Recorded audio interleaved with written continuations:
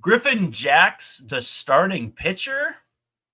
Maybe it's not as far-fetched as you'd think. We're going to talk about it. This is Locked On Twins.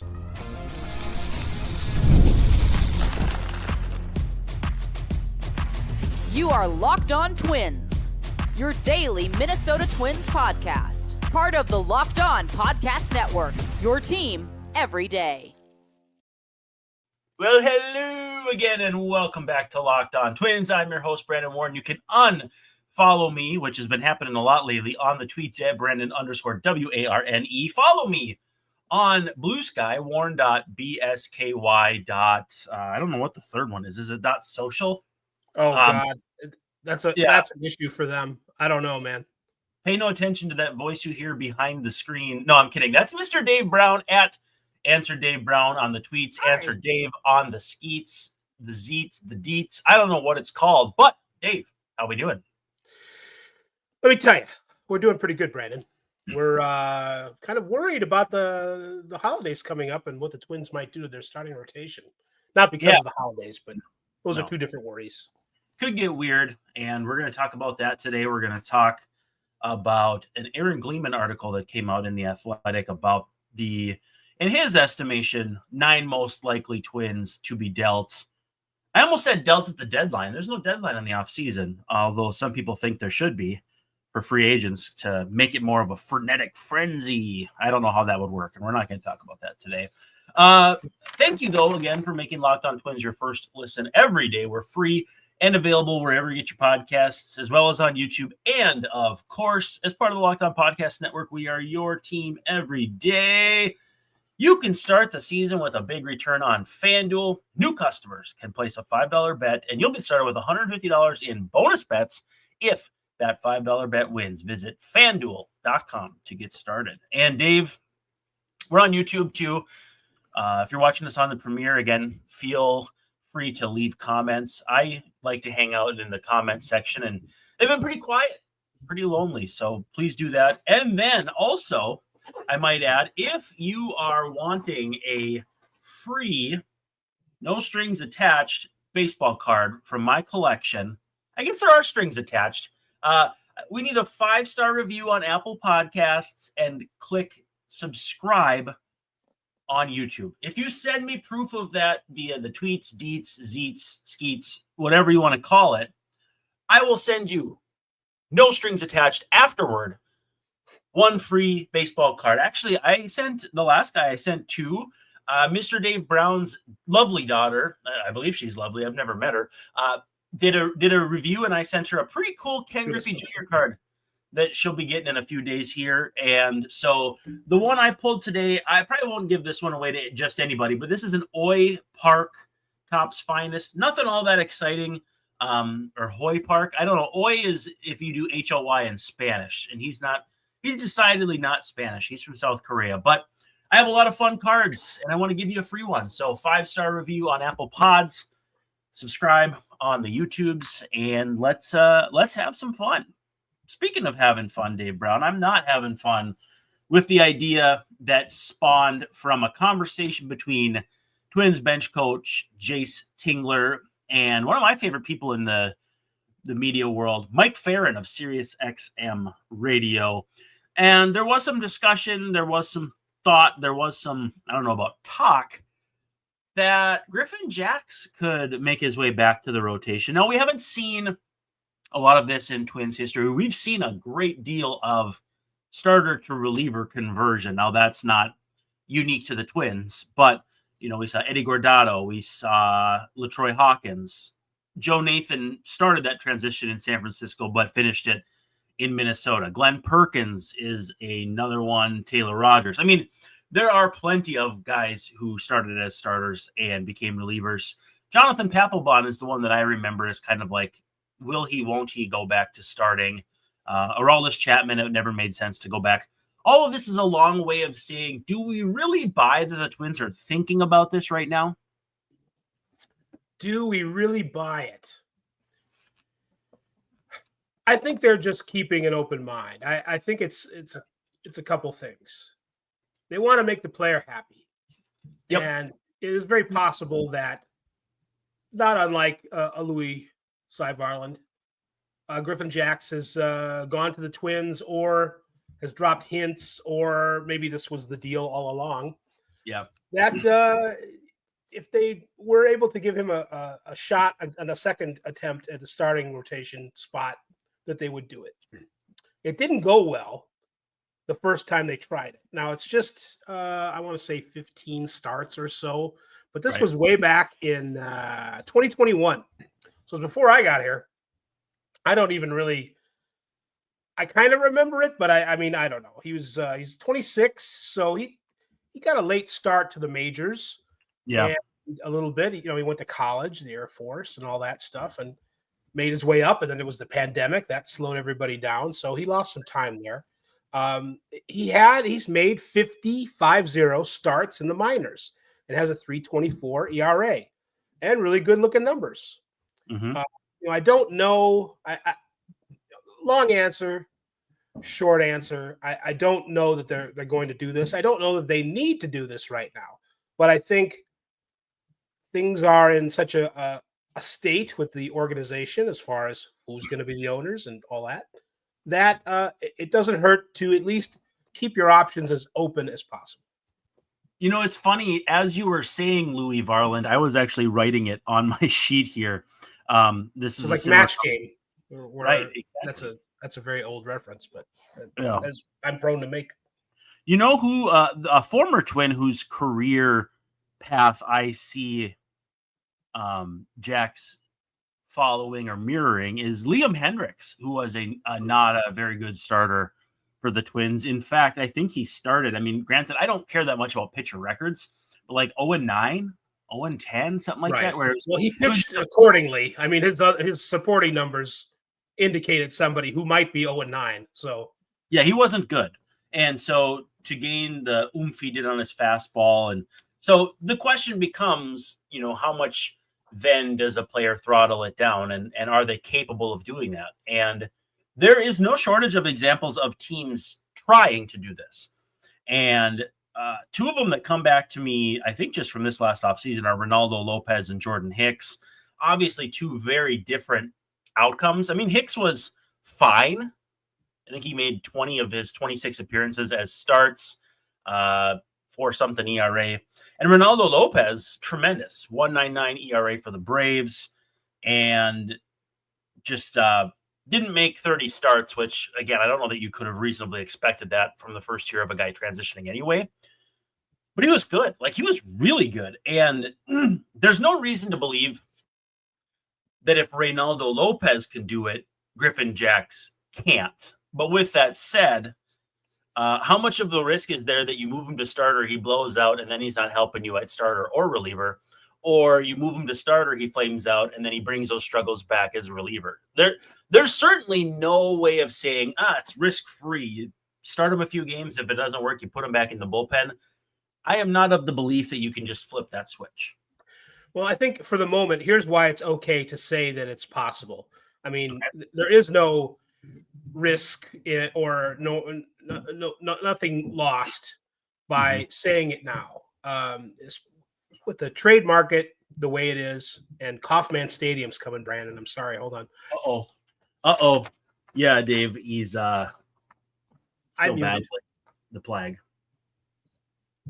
So you've got a situation there where you've got Joan Duran possibly on the trade market. You've got other situations where the Twins are leveraged in negative situations as far as what they can do with payroll and that kind of thing. Jax, well, you can say to teams, or they can just think it.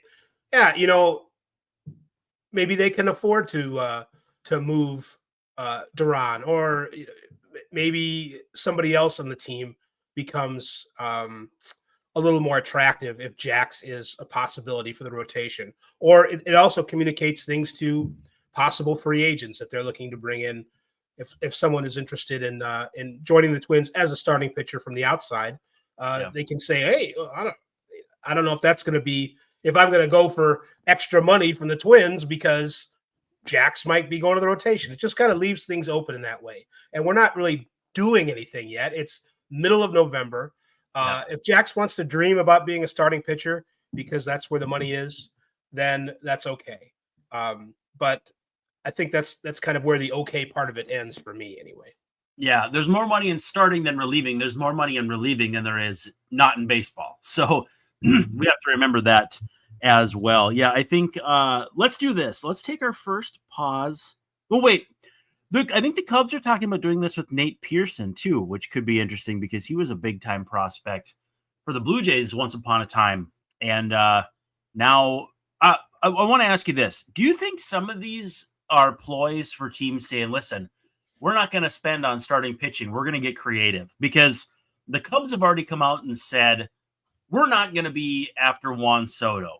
And I suspect that might mean we're not going to be after Max Fried or whoever else you like, Corbin Burns, etc. Right. Getting him back in the NL Central would be interesting. Anytime somebody goes from the Brewers to Cubs, it's pretty interesting. But Nate Pearson is an interesting test subject because he hasn't been a great reliever or a good reliever or anything for very long. So it's not like you have a lot of equity in him. So I don't know. Maybe he's a better opportunity for that. And I'm not entirely against Jax doing it. I just think, if you commit to this with Jax, you cannot trade Joan Duran either. And that's another kind of like pivot point, linchpin of your offseason. Well, I think, you brought up Reynaldo Lopez. I mean, that's a guy who teams get ideas. Teams will see the Dodgers using 45 different relief pitchers in the World Series and go, hey, let's do that. That's how we win a championship. Teams will look at Reynaldo Lopez and the Braves, and he's not the first example or the only example, but he's a guy who had a great year. As someone who, and that's you got to look at all these situations individually. The White Sox don't look very good right now as far as developing pitchers. But you look at Reynaldo Lopez and you think, well, the White Sox couldn't do anything with this guy as a starter, but the Braves could. So that's kind of what's going on with Nate Pearson. He hasn't had the kind of success that Jax did. I mean, and Lopez was really good, as it turned out, as a reliever with the White Sox. They could kind of make that happen. So yes, to answer your question, their teams thinking, why do we have to go and spend when we can have this kind of found money by this relief pitcher that doesn't cost very much, but still has great talent? Let's see what we can do with him, and maybe we can make him into a starter on the cheap. I think that's very much a thing in Major League Baseball. You're right. Yeah, it's a little fishy with the timing isn't fishy because offseason is when you would make these changes, but TV deals expiring and that sort of thing, and teams, we don't have money to pay these guys. So we're just going to go internal and try to recreate a starter in the aggregate. I don't know. I'm not a big fan, but if it works, it works. If it works, it can't be stupid. Well, I think it can still be stupid. But anyway, let's take a quick break. When we come back, I do have one name of a guy that I had kind of hoped would have gone that path that we were kind of discussing. And then we'll talk about Aaron Gleeman's article about the guys that he thinks are the most movable or most likely to be on the block. But again, first, a quick break. And there's a new sheriff in town. It's SelectQuote. The World Series, the Super Bowl, the Olympics, the world's top athletes get to play in these top-level sporting events thanks to one thing, teamwork. And teamwork can also protect your financial legacy and your family's future. SelectQuote's licensed insurance agents are the perfect teammates when shopping for customized, affordable life insurance.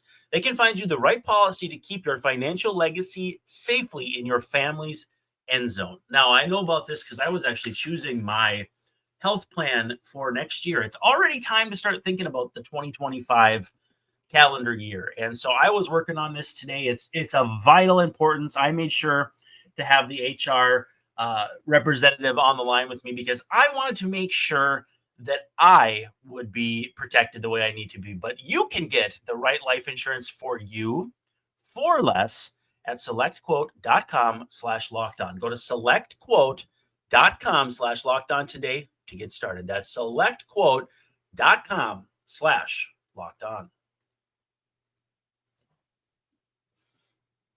Now, Dave, I always wondered why, or if it would have been a good idea. Like, I kind of kick around the concept of like a 4 inning starter. And the Twins, I wouldn't say popularized this, but like with Chris Archer, Dylan Bundy, even Bailey Ober, Simeon Woods Richardson late in the year, they've done that before. Rich Harden would have been a great 4 inning starter. That's the guy from the past. Yeah. Rich Harden was kind of the, I don't want to say the godfather, but he's sort of what pitching has come to. Let's just throw the crap out of the ball and have a good breaking ball too, and see how long it can last. And with Harden, it was a little touch and go, but he was sort of the what's a good phrase? I don't know, the inspiration. Let's just say for Patient zero. Yeah, maybe. But an example of somebody 15 years ago of what we have a lot going on now. So, and that might be. I don't know if we would have to then expand rosters. Yeah. That's something that major league teams don't like to do. But I just don't know where we're going to find all these pitchers who are even competent for 1 inning. And sometimes it seems like the way we have it set up now, rosters are wanting for pitching depth. But even guys that can throw 1 or 2 innings at a time, I don't know if we can keep churning them out at the rate that we need them to fill 9 innings in a game. That's why I go back to my whole thing about let's just have guys, at least 2 or 3 maybe in a rotation, that can get into the 6th inning, and whatever you got. And then later in the game, worry about shutting the other team down and try and score runs yourself. I think that works too. And it's a healthier way to pitch. I don't think this is sustainable the way we're doing it. Here's a fun one that I think you'll appreciate. I have an autographed card. We were talking about cards earlier of Rich Harden, and his middle name is Rich. Do you know what his first name is? You're going to laugh so hard. Is it David?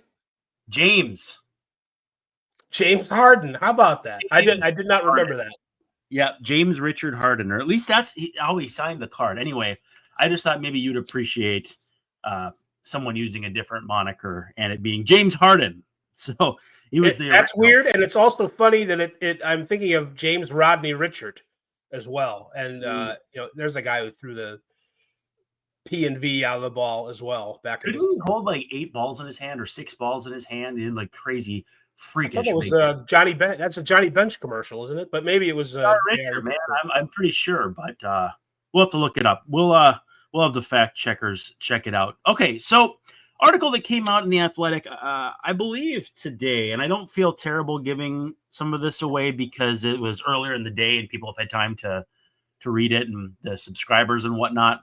But it's also too kind of up our alley as far as what we've been talking about. And he listed 9 players. I believe it was 1, 2, 3, 4, and 5, 6 and 7, 8 and 9. So that what's that to say is the first 3 are a category unto themselves, or at least the 3 of them are I think the favorites in-house to be moved.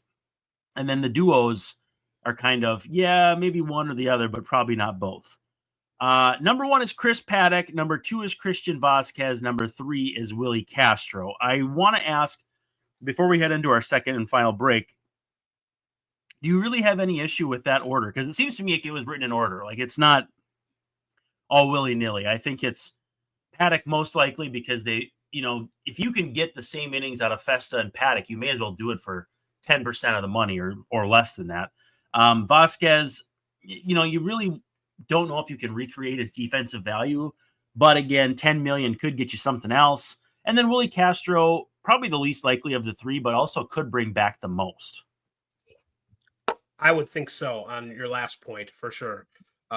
But as I've said before about Willie Castro, he can do multiple things and fill in multiple positions, and that's a good way for teams to save multiple dollars. So managers love that, and you've been making that point all along with Rocco. Yeah, but that also increases his value. And Rocco isn't the only guy out there that would like to have a Willie Castro on the roster. So again, we don't know exactly what the limitations mean as far as what Derek Falvey has to do to make a roster to be competitive, assuming they want to be competitive. I hope they want to be competitive because we're just 1 year removed from them being competitive and actually maybe even like half a season. So year. I don't know. It's hard for me to get my head around any of these guys being traded for different reasons.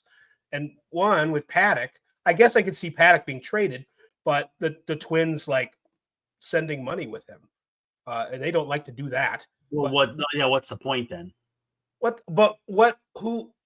Who's going to want him? I don't see results from Paddock or a history of health, or it has been quite a long time now since Paddock was 2019. I think Gleeman said 2019. And the other thing is, like, if he's going to have that bounce back, why should he do it with you paying part of his salary, someplace else? Maybe they could move him, but I don't know that they could. It would make sense. It would make sense. I just don't know if you're going to be able to move him without paying some of the salary or tacking on an interesting prospect. Yes. We'll get creative. We'll see. I just don't know if I see any of those guys being moved for different reasons. No, I agree. And I think that point actually is really well taken. Let's do this. Let's pause. And then we'll talk about the duos that he laid out, because I don't know how predictable they'll be to people who are listening, but they're interesting at the very least. So again, let's take our last break and then we'll roll through it. We got to give some love to FanDuel, America's #1 sports book. They want to get you ready to tackle the NFL action, because right now new customers can bet $5. And if that bet wins, you get $150 in bonus bets. It's basically they're bankrolling you for nothing. You just got to nail that first one. So get in there on the FanDuel Sportsbook. Check it out. It also gives you everything you need to place live bets in the NFL all in one place. Plus, when you get a hunch in the middle of the game, you want to go check it out, you can check out the latest stats, view live play-by-play, and so much more, all on the page where you place your bets. It's like having Red Zone in your back pocket. Join FanDuel.com to check it out today. You'll get, again, started with $150 in bonus bets if that first $5 bet hits. That's FanDuel.com. Never waste a hunch and make every moment more with FanDuel, an official sportsbook partner of the NFL. All right, Dave. The first duo, and we'll kind of have to probably roll through these a little quickly. Griffin Jax, Jhoan Duran. Fortunately, we've already kind of planted the seed and then already sown it too. You could trade one, but not the other. If you're going to indulge Jax's potential desire to start, you can't trade Jhoan Duran, I don't think. Bullpen was already shaky enough. You don't really want to make it that much shakier. With that said, you could make a case that they would be much easier to stomach and make a trade of than the first three guys. And I think you wouldn't have to try that hard. Yeah, I don't even know if it's, I don't like breaking up the back end of the bullpen. I still think that it is. I still like this roster, man. Like, breaking up this roster to me doesn't make sense. We sort of, you and I, poo-pooed the whole idea of breaking up the team in a major way in this offseason. Yep. And, for a couple of different reasons. One, like we talked about just now, we still like the roster. We still think that they can be competitive. And two, I don't know if you are thinking 2 or 3 years down the line right now, if you're Derek Falvey, in this way, moving these players who are, Duran's still 26 or 27 years old, and Jax is a little older, 29 or 30. So I hate to sound like I'm not even going to engage in Aaron's speculation or whatever, but I'm not playing this game. I'm not moving those guys out of the back end of the bullpen. I'm not doing it. The other tricky part too is for what? If you trade Griffin Jax and get back, like I saw a really terrible rumor today that had the Twins getting Marcelo Meyer from the Red Sox. That's it, huh? Well, and it was for what was it? Pablo Lopez and Jorge Alcala for Brendan Bernardino. Sorry, I got confused with the old beat reporter. Love you, Mike. Brendan Bernardino, and Meyer, and then another lottery ticket prospect. What does Marcelo Meyer accomplish when you're already trying to figure out what you have in Brooks Lee, Edouard Julien? Yeah. And you still have Carlos Correa. Roy Lewis, Carlos Correa, Jose Miranda, Edouard Julien. And Julien and Miranda are the next tier for him. And again, too, it's who's going to view Julien as, one, a guarantee to bounce back offensively, and two, a viable defender anywhere? And those two things don't go together. If you think, oh, he'll hit, but he won't field, there's still some value there. If you think, oh, he'll field and he won't hit, first of all, I want whatever you're smoking, because that doesn't make any sense. But finally, if you don't have any sort of guarantee he's going to do either, what is the compulsion to trade for him and give up anything that makes it worth the Twins' time? Julien, it would seem you're dealing from a position of extreme weakness at this point based on just how last season went. And I had hopes. I thought the eye test, at least, and maybe the statistics as well, said that Julien was playing better defense in the early part of the season. That didn't necessarily hold up all season. I don't see this, let's put him at first base thing.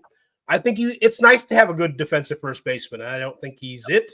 And I don't think he hits well enough. Last year, right? Yeah. I don't think he hits well enough to be a first baseman. So there's two reasons not to do it. And one reason that you're not going to trade him is because he's, for anything, you're almost giving up on him at this point. And what's the point? I don't know. I mean, it depends on what the rest of the composition of the roster is, and if you think he can bounce back and be something like he was in 2023. Miranda, I could see trading. I don't think, maybe it's selling low there too, because he didn't hit any home runs in the second half of the season, and his power went kaput, and that's going to be hard to hide. But if you look at his overall stats and some other things about his splits and lefty versus righty, looks kind of fluky, something that can be It's definitely weird. It's definitely weird, though. It's definitely weird. So, but I think you could trade Miranda, and it would be okay, because you have better players at third, and you would have better. It wouldn't be hard to find better first baseman either, I think. But yeah, it's more dancing with the guy who got you there, but they haven't been there that long. At some point, you can't just have prospects, and more prospects. You got to have guys who can play. The last two are Pablo Lopez and Carlos Correa, and there are people who will say you are an unserious baseball team. They said it all last year when the Twins were playing good, playing bad, largely due to the payroll decrease, and I get that. There is a 0.0% chance that you can be considered a serious baseball team if you trade either of these guys. And I'm old enough to remember when they traded Johan Santana, and it was okay. It wasn't great. Johan Santana never played another playoff game after leaving the Twins, but there's no way it's going to be okay if you move one of these guys. I as much as I like the roster, you are sending a very terrible message to the organization, both the fan base and the players themselves, if you trade either of these guys. It would be an incredible surrender if you traded Carlos Correa. It just doesn't, after all what you go through to get the guy, and all that he's been through, and all that we see that he brings to the table, even if we're kind of worried about maybe he's going to play third base in a couple years. Still, right. There's a lot there, and it would be a huge retreat to do so. And trading Pablo Lopez makes absolutely no sense, because even with his raise that's coming, he is not overpriced in any form or fashion. It's like 3.65 left. I think I saw 3.60. It's peanuts. The qualifying offer is $21 million. Like that, so we're not. This is Carl Pohlad would think maybe that's a lot of money, but it isn't anymore in baseball, and it would just be for a lot of the same reasons as Carlos Correa, but even more so. It would make absolutely no. I mean, you should be able to get a tank load for Pablo Lopez, but why are we retreating again? I don't I don't agree with that. I don't think they shouldn't trade everybody or nobody, but I don't like these these scenarios. I just If don't. if the Mets called you for Correa, which would one be hilarious and two unlikely, and they said Brett Beatty and Luisangel Cunha, is No, that you don't no. answer the phone for that? No, I don't. I do not Okay. answer the phone for that. Absolutely not. Well, And Beatty, he's Vientos, the fresh maker. He's turned into something. I was thinking Vientos. My bad. You were? Oh, Yeah. but still, Third base. I mean, yeah. what's I mean, that's a little more interesting. But I don't know. The Mets aren't doing that anyway. They're not. right. This is the old days when the Twins fans wanted Kershaw, Kemp, and LaRoche for Johan Santana. It's the same kind of deal. So, Right. So anyway, yeah, I don't see it happening. I don't see it happening in any form or fashion. I don't. Neither do I. Well, hey, this has been a fun one. We've got, I think, a couple episodes coming down the pipeline before the weekend. But yeah, great times had by most, had by all, at least by me. Me too. Yeah, hey, so we're going to get out of here. Let everyone enjoy their late Thursday evening. This has been Locked On Twins. He's Dave Brown. I'm Brandon Warren signing off, saying we'll see ya Tomorrow night. Tomorrow night, maybe twice. See it. Alexei. See ya.